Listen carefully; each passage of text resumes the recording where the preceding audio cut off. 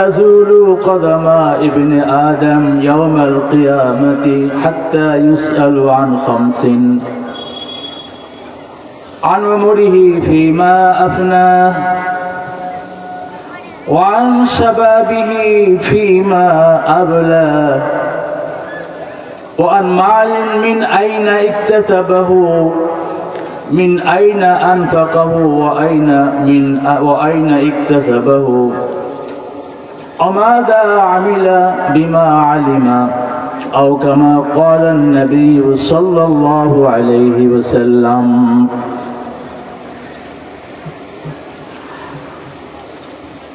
মনসেরপুর দারুল উলুম হাফিজিয়া মাদ্রাসা উলিল্লাহ boarding কর্তৃক আয়োজিত আজকের এই মহান ধর্মীয় অনুষ্ঠানে এর সভাপতি, প্রধান অতিথি, প্রধান বক্তা, বিশেষ অতিথি এবং আমার সামনে উপবিষ্ট মুসলিম ভাইরা, আসসালামু আলাইকুম ওয়া রাহমাতুল্লাহি ওয়া বারাকাতুহু। আশা করি আল্লাহ তাআলা আপনাদেরকে ভালো রেখেছেন, ভালো আছেন। হাদিস শরীফে আছে, আল্লাহ যাদেরকে ভালোবাসেন তাদেরকে ভালো কাজ করার, সৎ কাজ করার তৌফিক দেন, সুযোগ দান করেন। আমার সাথে আপনারা অবশ্যই একমত হবেন। আজকে আমরা যে মাহফিলে উপস্থিত হয়েছি, নিঃসন্দেহে এটা ভালো কাজ, জিনের কাজ, সওয়াবের কাজ। আপনারা কি মনে করেন? আপনারা এই ভালো কাজে এসে সন্তুষ্ট না অসন্তুষ্ট? একদা জয়নবী সাহাবী রাদিয়াল্লাহু তাআলা আনহু, তিনি রাসূল পাক সাল্লাল্লাহু আলাইহি ওয়াসাল্লামকে বললেন, ইয়া রাসূলুল্লাহ মাল ঈমান, হে আল্লাহর রাসূল, ঈমান কি? মহানবী সাল্লাল্লাহু আলাইহি ওয়াসাল্লাম বললেন, ইযা সাররাতা হাসানাতাকা ওয়াসাআতকা সাইয়্যাতাকা ফাআনতা মুমিনুন। যে ভালো কাজ করে আনন্দ অনুভব করে আর মন্দ কাজ করলে তার ভিতরে অত্যন্ত খারাপ মনে হয়, অসন্তুষ্ট হয়, ফাআনতা মুমিনুন, সেই লোক হচ্ছে মুমিন। ভালো কাজে পুলকিত হওয়া আর মন্দ কাজে অসন্তুষ্ট হওয়া, তাহলেই আপনার ঈমান আছে ধরে নিতে হবে। আজকে যে আমরা একটা ভালো কাজে কোরআন এবং সুন্নাহর মাহফিলে উপস্থিত হতে পেরেছি, এজন্য আমরা আনন্দিত, পুলকিত নাকি অসন্তুষ্ট বেজার? আপনারা কি সন্তুষ্ট? কারণ আমাদের ঈমান আছে কি না আমরা বিবেচনা করলেই, বিবেকের কাছে প্রশ্ন দিলেই আমরা বুঝতে পারবো আমরা ঈমান ঠিক মতো আছে কিনা। কারণ ঈমান কখনো দুর্বল হয়ে যায়, নিস্তেজ হয়ে যায়, নিথর হয়ে যায়, নীরব হয়ে যায়। রাসূল পাক সাল্লাল্লাহু আলাইহি ওয়াসাল্লাম তিনি বলেছেন, জাদ্দিদু ঈমানাকুম কুলু লা ইলাহা ইল্লাল্লাহ। তোমার ঈমানকে নবায়ন করো, তাজা করো, সতেজ করো এবং বলো লা ইলাহা ইল্লাল্লাহ। যে কোনো ভালো কাজে আসলে আল্লাহর শুকরিয়া আদায় করতে হয়। আল্লাহ পবিত্র কোরআনে বলেছেন, লাইন শাকারতুম লাযীদান্নাকুম ওয়া লাইন কাফারতুম ইন্না আযাবি লাশাদীদ। তোমরা যদি শুকর আদায় করো, কৃতজ্ঞতা প্রকাশ করো, তাহলে আল্লাহ পাক তোমাদের নিয়ামতকে বাড়িয়ে দেবেন। পক্ষান্তরে তোমরা যদি আল্লাহর নিয়ামতের শুকরিয়া আদায় না করো, আল্লাহর প্রতি কৃতজ্ঞ না থাকো, তাহলে জেনে নাও ইন্না আযাবি লাশাদীদ, আমার আযাব, আমার শাস্তি অত্যন্ত কঠিন। অতএব যে কোনো ভালো কাজ করার সময় আল্লাহর শুকরিয়া আদায় করতে হয়। এই জন্য আমরা সকলেই অন্তরের অন্তঃস্থল থেকে বলি আলহামদুলিল্লাহ। বিশেষ কয়েকটি শব্দ আছে যা আল্লাহর কাছে খুবই পছন্দনীয়, খুবই দামি, খুবই মর্যাদাপূর্ণ। তার মধ্যে একটা হচ্ছে আলহামদুলিল্লাহ। এই শব্দটি পবিত্র কোরআন সম্পর্কে আমরা জানি। পবিত্র কোরআনের 114টি সূরা আছে, তাই না ভাই? সর্বপ্রথম সূরার নাম কি বলুন তো? সূরাতুল ফাতিহা। সূরাতুল ফাতিহার প্রথম শব্দের নামটা কি? আলহামদুলিল্লাহ। আমরা বলতে পারি কোরআনের একেবারে শুভ সূচনা হয়েছে যে শব্দ দিয়ে, সেই শব্দ হচ্ছে আলহামদুলিল্লাহ। এর সওয়াব ফজিলত বর্ণনা করে শেষ করা যাবে না। নবী সাল্লাল্লাহু আলাইহি ওয়াসাল্লাম বলেছেন, সুবহানাল্লাহি ওয়াল হামদুলিল্লাহ তামলাআনি ওয়া তামলাউ মা বাইনাস সামাই ওয়াল আরদ। একবার সুবহানাল্লাহ বললে, আলহামদুলিল্লাহ বললে, লা ইলাহা ইল্লাল্লাহ বললে, আসমান এবং জমিন এর মাঝখানে যত জায়গা আছে সমস্ত জায়গা নেকি দিয়ে, সওয়াব দিয়ে পরিপূর্ণ করে দেওয়া হয়। আমরা আমাদের চর্মচক্ষুতে দেখি না। এক্সাম্পল, উদাহরণ দিয়ে বোঝানো হয়েছে, তামলাআনি মা বাইনাস সামাই ওয়াল আরদ, আসমান এবং জমিনের মাঝখানে যত ফাঁকা জায়গা আছে, একবার যদি আপনি অন্তরের সাথে, ঈমানের সাথে, ইয়াকিনের সাথে সুবহানাল্লাহ বলতে পারেন, আলহামদুলিল্লাহ বলতে পারেন, লা ইলাহা ইল্লাল্লাহ বলতে পারেন, তাহলে এই পরিমাণ সওয়াব হবে। সেই সওয়াব যদি কোনো বস্তু আকারে রেখে দেওয়া হতো, আসমান এবং জমিনের সমস্ত ফাঁকা জায়গা পরিপূর্ণ হয়ে যেত। আলহামদুলিল্লাহ, সুবহানাল্লাহ। আমরা যে এখানে এসেছি কাকে খুশি করার জন্য? আল্লাহ পাক পবিত্র কোরআনে বলেছেন, ইন্নাস সালাতি ওয়া নুসুকি ওয়া মাহইয়ায়া ওয়া মামাতি লিল্লাহি রাব্বিল আলামিন।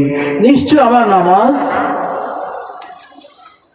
আমার জীবন, আমার মরণ, আমার কুরবানি লিল্লাহি রাব্বিল আলামিন, আল্লাহর উদ্দেশ্য হতে হবে, আল্লাহকে সন্তুষ্ট করার জন্য হতে হবে।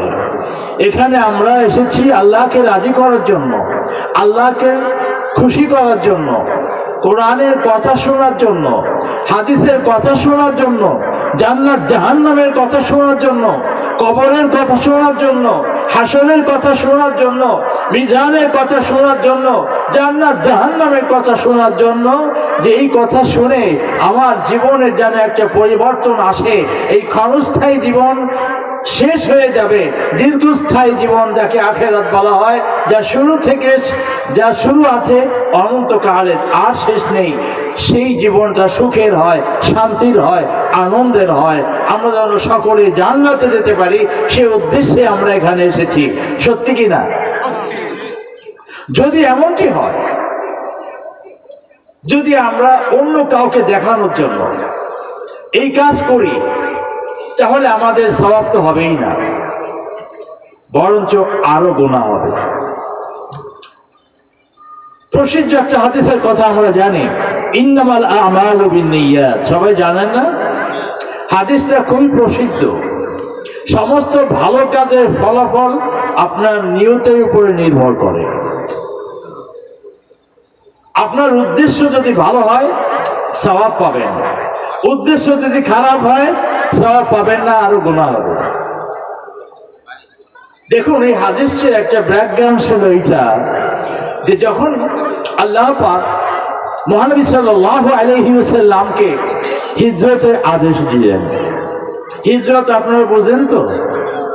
মহানবী সাল্লাল্লাহু আলাইহি ওয়াসাল্লাম তার নবুয়ত জীবনের 13 বছর মক্কায় অবস্থান করেন। এরপরে কাফেরদের প্রচন্ড অত্যাচার বেড়ে গেল। কাফেররা ষড়যন্ত্র করলো, কাফেররা নির্জন কক্ষে বৈঠক করলো। মুহাম্মদ সাল্লাল্লাহু আলাইহি ওয়াসাল্লামকে তো আর ঠেকানো যাচ্ছে না, যে যার কাছে যায় মুসলমান হয়ে যায়। কি করা যায় এটা বিহিত করো। কেউ বললো তাকে নির্বাসিত করা হোক, অনেকে বললো নির্বাসিত করলেও যেখানে যাবে সেখানেই মানুষ ইসলাম ধর্ম গ্রহণ করবে। কেউ বললো তাকে বন্দি করে রাখা হোক, কেউ বাধা দিয়ে বলল সাহাবারা তাদের জীবনের চেয়ে রসুলকে বেশি ভালোবাসে, যদি তাকে কারারুদ্ধ করে রাখা হয় মুসলমানরা জেলখানা ভেঙে তাকে বের করে আনবে। এমন সময় রুদ্ধদ্বার কক্ষে ঠক ঠক ঠক ঠক করে শব্দ হলো। ভিতর থেকে বলল, কে তুমি, কে তুমি? সে বলল, আমি একজন দরবেশ, ইয়েমেন থেকে এসেছি, দরজা খোলো, তোমাদের সাহায্য করতে চাই। তার দরজা খুলে দেয়া হলো। তিনি ঘরের ভিতরে প্রবেশ করলেন। পাকা দাড়ি, আলখিল্লা, জুব্বা পরা আছে। লোকটি কিন্তু মানুষ নয়, ইনি মানুষ রূপী শয়তান, শয়তান মানুষের রূপ ধারণ করে আসছে। তিনি বললেন, দেখো আবু জাহেল, আবু সুফিয়ান, অন্যরা, তোমরা যে সিদ্ধান্ত নিচ্ছ এই সিদ্ধান্ত কোনো কাজ হবে না। তাকে যদি নির্বাসিত করো, ওখানে দিয়ে সে ইসলাম প্রচার করবে, জলে জলে লোক ইসলাম ধর্ম গ্রহণ করবে। তাকে যদি কারারুদ্ধ করে রাখো, মুসলমানরা কারা ভেঙে তাকে বের করে আনবে। একজন প্রস্তাব দিল, আমার একটা প্রস্তাব আছে। ইয়েমেনের সেই দরবেশরূপী শয়তান, সে বলল, আমার প্রস্তাব হচ্ছে মুহাম্মদ সাল্লাল্লাহু আলাইহি ওয়াসাল্লামকে এখনই এই মুহূর্তে হত্যা করতে হবে। অনেকে বলল তাকে হত্যা করা এত সহজ নয়। তারা বলল, সে পরামর্শ দিল, সকল গোত্র থেকে এক একজন যুবককে নিয়ে এসে অদ্য রাতেই মুহাম্মদ সাল্লাল্লাহু আলাইহি ওয়াসাল্লামের ঘরকে ঘেরাও করো, সকালেই তাকে হত্যা করা হবে। আল্লাহ পাক পরওয়ারদিগার আলম তাকে জানিয়ে দিলেন, হ্যাঁ মুহাম্মদ সাল্লাল্লাহু আলাইহি ওয়াসাল্লাম, আপনি ঘর থেকে বেরিয়ে পড়ুন। চতুর্দিকে কাফেররা ঘেরাও করে রয়েছে, কেউ সেখান থেকে বেরোতে পারে না। একটা কথা আছে না, রাখে আল্লাহ মারে কে, আর মারে আল্লাহ রাখে কে? জীবন দেওয়ার মালিক কে? মৃত্যু দেওয়ার মালিক কে? যিনি আল্লাহর নির্দেশ ক্রমে হযরত আলী রাদিয়াল্লাহু তাআলা আনহুকে তার বিছানায় শোয়ায় রেখে কাফেরদের মধ্য হয়ে বের হয়ে গেল। কাফেররা দেখতেও পেল না, তিনি বের হয়ে গেলেন আবু বকর রাদিয়াল্লাহু তাআলা আনহুর বাড়িতে। আবু বকরকে সাথে নিয়ে তিনি মদিনার উদ্দেশ্যে রওনা হলেন। এই যে রওনা হলেন এবং মদিনায় পৌঁছলেন, এটাকে ইসলামের ইতিহাসে হিজরত বলা হয়। এই হিজরতের গুরুত্ব তাৎপর্য অনেক। তখন সব মুসলমানদের প্রতি আল্লাহর নির্দেশ, মক্কা ছাড়ো, মদিনায় চলে যাও। অনেক সাহাবায়ে কিরাম মদিনায় চলে গেল। সেখানে একজন যুবতী ছিল, সেও আল্লাহর ডাকে সাড়া দিয়ে রাসূলের নির্দেশ ক্রমে মদিনায় হিজরত করে গেল। ওই মেয়েকে একটা পুরুষ ভালোবাসতো। সে যখন দেখলো তার প্রেমিকা মদিনায় চলে গেছে, সে তাকে বিয়ে করার উদ্দেশ্যে মক্কা থেকে মদিনায় রওনা হয়ে গেল। সেও মদিনায় চলে গেল। দেখুন, দুইজন কিন্তু হিজরত করে মদিনায় গিয়েছে। দুইজনের উদ্দেশ্য একরকম না দুই রকম? কয় রকম? একরকম কেন? মহিলা এসেছে আল্লাহর নির্দেশে, আর ওই পুরুষ আসছে ওকে বিয়ে করার জন্য, আল্লাহকে রাজি খুশি করার জন্য নয়। এই কথা যখন বাইদ ভাই রাসূল পাক সাল্লাল্লাহু আলাইহি ওয়াসাল্লামের কাছে পৌঁছলো, তিনি এই হাদিসটি বলছিলেন, ইন্নামাল আমালু বিন্নিয়াত, যে নিয়তে কাজ করবে সে অনুযায়ী সে ফল পাবে। অতএব যে মেয়ে আল্লাহকে রাজি খুশি করার জন্য মদিনায় এলো, সে হিজরতের সওয়াব পাবে। আর যে পুরুষ আল্লাহকে রাজি খুশি করার জন্য নয়, প্রেমের টানে তাকে বিবাহ করার জন্য মদিনায় এসেছে, সে সওয়াব পাবে না, হিজরতের কোনো ফল সে বই পাবে না। তাহলে আমরা যারা এখানে এসেছি, যদি আমাদের উদ্দেশ্য হয় কোরআন শোনা, হাদিস শোনা, দিনদার হওয়া, নিজের জীবনের পরিবর্তন সাধন করা, আখিরাতমুখী হওয়া, এই উদ্দেশ্য যদি হয়, তাহলে আজকেই এখানে জান্নাতের বাগানে এসে আমরা সাকসেসফুল, আমরা সফল কাম। আর যদি এইটা উদ্দেশ্য হয় গতানুগতিক ভাবে সবাই সবাই সবাই যায়, আমরাও তাই যাচ্ছি, আল্লাহকে রাজি খুশি করার জন্য নয়, রসুলকে রাজি খুশি করার জন্য নয়, জান্নাত জাহান্নামের জন্য নয়, এই যেতে হয় তাই আসছি, এমন যদি নিয়ত থাকে, তাহলে এখানে বসে আপনাদের বিন্দু বিসর্গ একটাও সওয়াব হবে না। অতএব প্রথমে অন্তরকে পরিশুদ্ধ করতে হবে, অন্তরকে পরিষ্কার করতে হবে, আপনার অন্তরকে একেবারে কলুষ মুক্ত করতে হবে। অন্তরে যদি কোনো জঞ্জাল থাকে তাহলে দূর করতে হবে। শয়তানকে দূর করার জন্য উত্তম একটা দোয়া আছে, আমরা সবাই সেটা জানি, আউযু বিল্লাহি মিনাশ শাইতানির রাজিম। এটা বললে শয়তান পলায় যায়, শয়তান পালায় যায়। অতএব এই শয়তানকে পালানোর জন্য এই দোয়াটা বেশি বেশি পড়া উচিত। তাহলে ইনশাআল্লাহ শয়তান আমাদের কাছ থেকে পালিয়ে যাবে। মহানবী সাল্লাল্লাহু আলাইহি ওয়াসাল্লাম বলেছেন যে শয়তানকে পালানোর জন্য সব সময় চেষ্টা করতে হবে,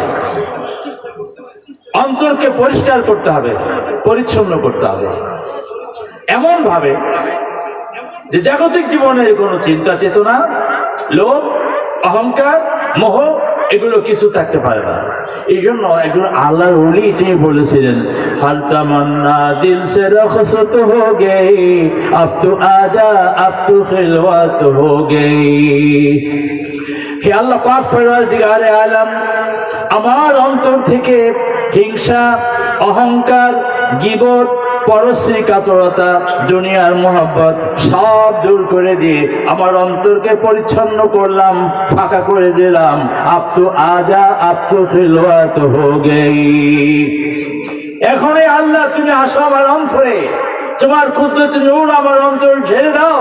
এই অন্তরটা একমাত্র তোমার জন্য, আর কারোর জন্য নয়। हर तमन्ना दिल से रखसत हो गई, अब तो आजा अब तो खिलवत हो गई। দুনিয়ার জীবনে আমরা ক্ষণস্থায় এসেছি, এখান থেকে অবশ্যই আখিরাতে যেতে হবে, এ কথা সকলেই বিশ্বাস করে। সে ধনী হোক, গরিব হোক, শিক্ষিত হোক, অশিক্ষিত হোক, সকলেই একথা এক বাক্যে স্বীকার করবে যে মানুষের মৃত্যুর বিকল্প নেই, তাকে মরতে হবেই।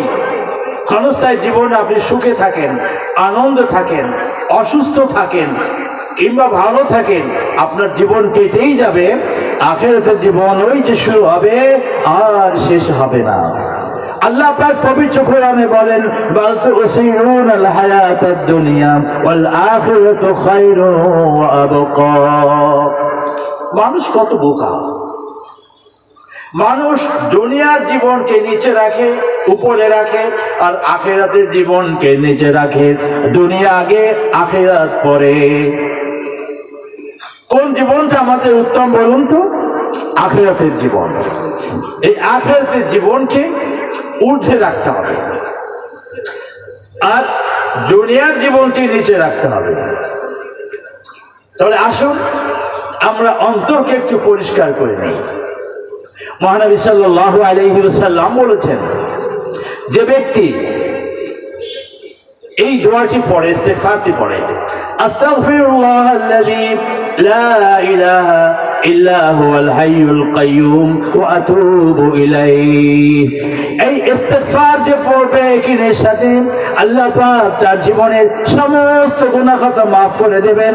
যার জীবনে যদি এই পরিমাণ গুনাহ হয়, এই পৃথিবীতে যত গাছ তরুলতা আছে সব গাছের পাতার অনুরূপ হয়, তাও আল্লাহ মাফ করে দিবেন। যার গুনাহ যদি সমুদ্রের ফেনা তুল্য হয়, তাও আল্লাহ মাফ করে দিবেন। তার গুনাহ যদি সমুদ্রের মধ্যে এবং বাইরে যত বালুকণা আছে সেই পরিমাণও যদি হয়, আল্লাহ পাক তার গুনাহকে মাফ করে দিবেন। আমরা কি অন্তর সাথে কি একবার বলতে পারি? আমার সাথে কি বলবেন একটু? আমাদের জীবনের সব গুনাহ মাফ হয়ে যাক।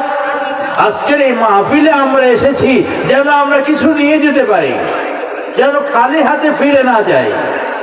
অনেকে অনেক কষ্ট করেও খালি হাতে কবরে যাবে। নামাজ পড়েছে, রোজা রেখেছে, হজ করেছে, যাকাত দিয়েছে, অনেক কিছু করার পরেও অনেকে যখন কবরে গেছে দেখতে পাবে খালি হাত, এমটি হাত, কিছুই নাই। কেন?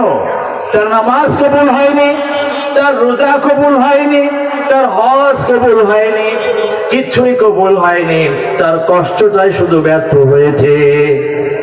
অতএব আজকে আমরা এখানে এসেছি, আমরা কিছু নিয়ে বাসায় ফিরতে চাই। আমাদের জীবনের সব গুনাহ মাফ করে তবেই বাসায় ফিরতে চাই। রাজি আছেন সবাই? সবাই কি চান আমাদের জীবনের সব গুনাহ মাফ হয়ে যাক? আমরা মাহফিল থেকে একেবারে নিষ্পাপ শিশুর মধ্যে বাড়িতে ফিরি, এটা চান?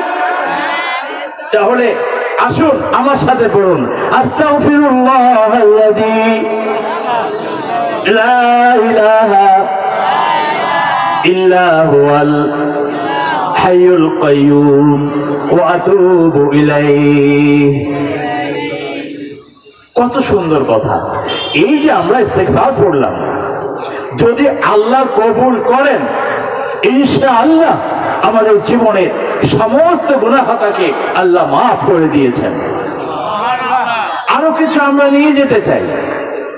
হাদিসে আছে, কালিমাতানি হাবিবাতানি ইলার রহমান খফিফাতানি আলাল লিসান সাকিলাতানি ফিল মিজান সুবহানাল্লাহি ওয়া বিহামদিহি সুবহানাল্লাহিল আযীম। এই হাদিসটা আপনারা অনেকেই শুনেছেন, অত্যন্ত প্রসিদ্ধ হাদিস। কালিমাতানি হাবিবাতানি, দুইটি বাক্য এমন আছে যে আল্লাহর কাছে অত্যন্ত প্রিয়। কালিমাতানি হাবিবাতানি ইলার রহমান, আল্লাহর কাছে অত্যন্ত প্রিয়। খফিফাতানি আলাল লিসান, যেই দুইটি বাক্য তেলাওয়াত করতে পড়তে কোনো কষ্ট হয় না। এত সহজ শব্দ, এত সহজ সরল বাক্য যে সকলেই ইচ্ছা করলে এই বাক্যটি পাঠ করতে পারে, তেলাওয়াত করতে পারে। সাকিলাতানি ফিল মিজান, আর মিজানের পাল্লাকে ভারী করে দেয়। মিজান তো বোঝেন, কিয়ামতের মাঠে আপনার আমলনামাকে মাপা হবে, আপনার আমলকে মাপা হবে। ফামান থাকুলাত মাওয়াজিনুহু ফাউলাইকা হুমুল মুফলিহুন, যার নেকির পাল্লা ভারী হবে সেই ধন্য, সেই সাকসেস, সেই সফল কাম। ফাহুয়া ফি ঈশাতির রাদিয়া, সেই একমাত্র জান্নাতের অধিকারী হতে পারবে যার নেকির পাল্লা ভারী হবে। আল্লাহর রাসূল বলেন, কালিমাতানি হাবিবাতানি ইলার রহমান খফিফাতানি আলাল লিসান সাকিলাতানি ফিল মিজান সুবহানাল্লাহি ওয়া বিহামদিহি সুবহানাল্লাহিল আযীম। দুইটি বাক্য আপনারা কি পড়বেন? এই দুইটি বাক্যর তিনটা বিষয়, অর্থাৎ এই দুইটি বাক্য পড়লে আল্লাহ খুশি হয়ে যান, রাজি হয়ে যান। আল্লাহকে খুশি করতে আমরা কি চাই? চাই না? আর এটা উচ্চারণ করা খুবই সহজ, আর মিজানের পাল্লা ভারী করে দেয়। সেটা কি? সুবহানাল্লাহি ওয়া বিহামদিহি সুবহানাল্লাহিল আযীম। বলুন তো অন্তর থেকে, মন থেকে, শুধু মৌখিক না, আন্তরিক বিশ্বাস নিয়ে বলুন, কালিমাতানি حبيبتان إلى الرحمن خفيفتان على اللسان ثقيلتان في الميزان سبحان الله وبحمده سبحان الله العظيم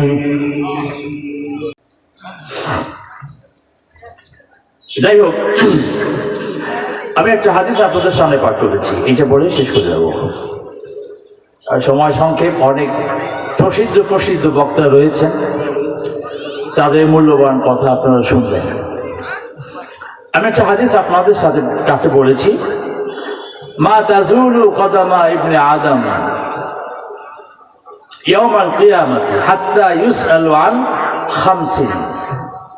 প্রত্যেকটা মানুষকে কিয়ামতের মাঠে 5টি প্রশ্নের সম্মুখীন হতে হবে।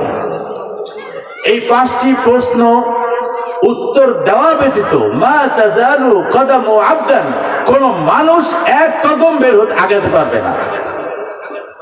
এক, আন উমরিহি ফিমা আবনা, আমাদের কে সৃষ্টি করেছেন?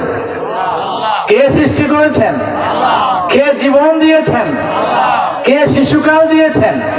কে যৌবনকাল দিয়েছেন? কে বার্ধক্যকাল দিয়েছেন? আপনার জীবনের শুরু থেকে শেষ পর্যন্ত আপনি কিভাবে অতিবাহিত করেছেন সেটার হিসাব দাও, আল্লাহর কাছে দিতে হবে। 1 নম্বর, আন শাবাবিন ফিমা আবলা, তোমার যৌবনকাল তুমি কিভাবে অতিবাহিত করেছো এইটার হিসাব দাও। 2 নম্বর, ওয়ান মালিন মিন আইনা ইকতাসাবাহু ওয়া আইনা আনফাকাহু, সারা জীবনের সম্পদ যে আয় করেছো, বৈধ পথে না অবৈধ পথে, হালাল পথে না হারাম পথে, হিসাব দিয়ে যাও। ঘুষ খেয়ে কিছু না বলো, ঘুষ খেয়ে সম্পদ বানিয়েছো, সুদ খেয়ে সম্পদ বানিয়েছো, সন্ত্রাসী করে সম্পদ বানিয়েছো, পেশির শক্তিতে সম্পদ বানিয়েছো, রাজনৈতিক শক্তিতে সম্পদ বানিয়েছো, নাকি হারাম পথে না হালাল পথে? আমি একটা কথা বলি, হয়তো তোমার যে আল্লাহ তাআলা বলেছেন, আপনি যদি 10 টাকা দিয়ে একটা কাপড় খরিদ করেন, ওই 10 টাকার মধ্যে যদি 1 টাকা হারাম হয় আর 9 টাকা হালাল হয়, ওই কাপড় পরিহিত অবস্থায় যতদিন পর্যন্ত আপনি ইবাদত বন্দেগী করবেন, আপনার কোন ইবাদত বন্দেগী আল্লাহর কাছে কবুল হবে না। বিবেকের কাছে প্রশ্ন করেন, আপনার পোশাকটা কি হালাল? আপনার খাবারটা কি হালাল? আপনার অর্থটা কি হালাল? আপনার উপার্জন কি হালাল না হারাম? এ সম্পর্কে কিয়ামতের মাঠে জিজ্ঞাসিত হবে, পুঙ্খানুপুঙ্খন ভাবে আপনাকে তার জবাব দিতে হবে। তাছাড়া 1 কদম সামনের দিকে বাড়তে পারবেন না।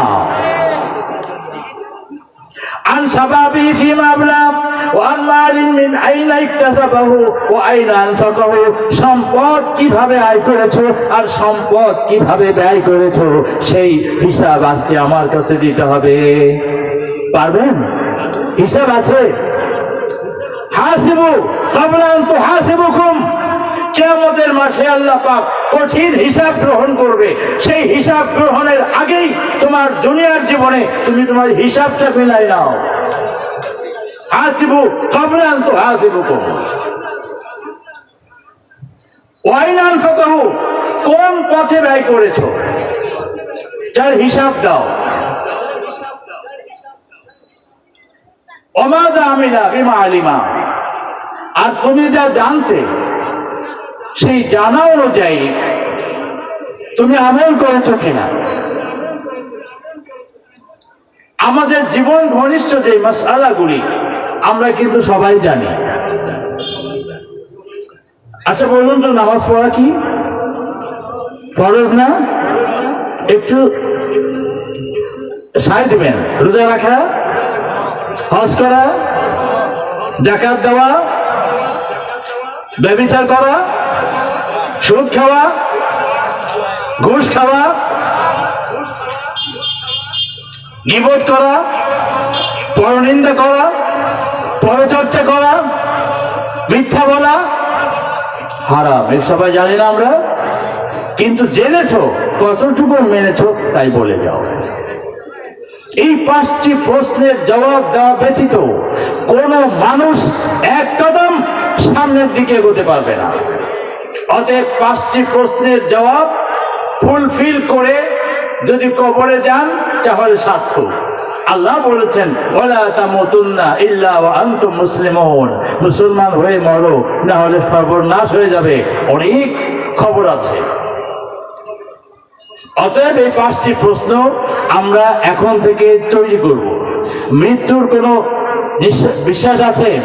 हो रही है उम्र मिसले बर्फ कम, चुपके चुपके रफ्ता रफ्ता दम बदम।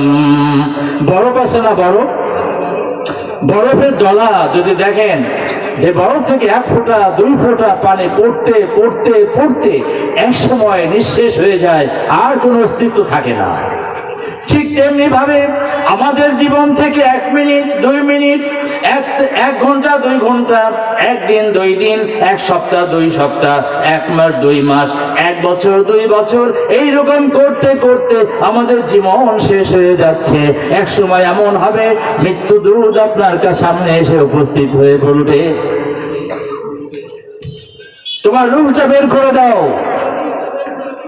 কঠিন হাতকে বাসিতু আনফুসাকুম, ফেরেশতা কঠিন হাতকে প্রসারিত করবে, আখরিজু আনফুসাকুম, রূহকে বের করে দাও। তোমার বাহাদুরি শেষ, তোমার সন্ত্রাসী শেষ, তোমার রাহাজানি শেষ, তোমার সবল অপকর্ম শেষ, তোমার জীবনের প্রতিশোধ নেওয়ার সময় শুরু হলো।